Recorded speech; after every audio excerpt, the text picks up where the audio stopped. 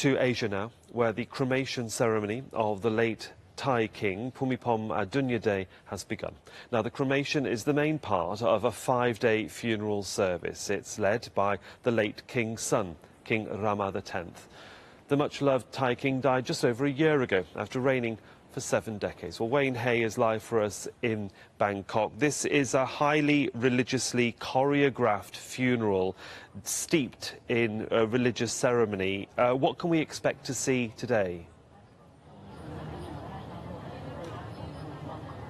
Well, that's right, Sahel. It's a very long ceremony. As you mentioned, it lasts for 5 days. It began on Wednesday, but of course Thursday is the most significant day, the main day, and that is the day that the late King Bhumibol Adulyadej will be cremated. There are actually 2 cremation ceremonies. The first one is a symbolic one.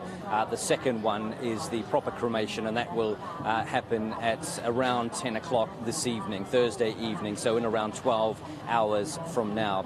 What we're seeing at the moment is the royal urn containing the late King Bhumibol Adulyadej being removed from the Grand Palace in the room where he has been lying for the past 12 months. He has been taken from the Grand Palace, and then a very slow procession will begin around the funeral site, which is just outside the gates of the Grand Palace. But that funeral procession, as they move around the funeral site, will take around 3 hours to complete. And what we're seeing now is the transfer of the royal urn onto something known as the Great Victory Chariot, a chariot that was built back in 1795 and has been used in every royal funeral since, and was specially restored for the funeral of King Bhumibol Adulyadej.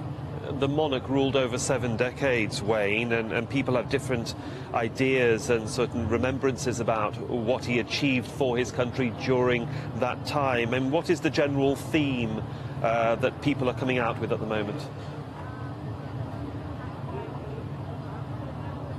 Well, I think the main one, so, is that he was a very visible king. He was a constant as well. You have to remember that because he came to the throne at the age of just 18, 70 years ago in 1946, he is the only king that most Thais have lived under, and he's been a constant throughout those 7 decades, always visible, always on the television screens, always in the media, traveling around the country, going to far-flung communities, talking to farmers, talking to villagers about the problems, about the challenges they were facing. So that was the message that was constantly broadcast out to the people of Thailand, and something that they have lived with for most of them anyway, for their entire lives. And he reigned through so much. He was there during the Cold War, and that is something that's certainly been highlighted over the past few weeks as people begin to reflect on his reign.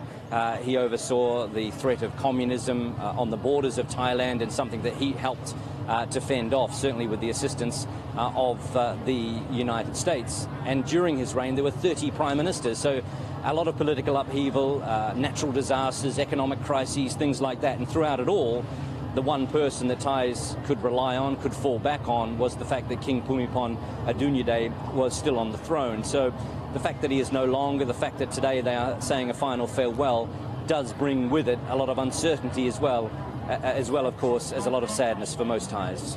Well, for the moment, we'll leave it there, Wayne, and continue to follow events with you in Bangkok throughout the day. Thank you.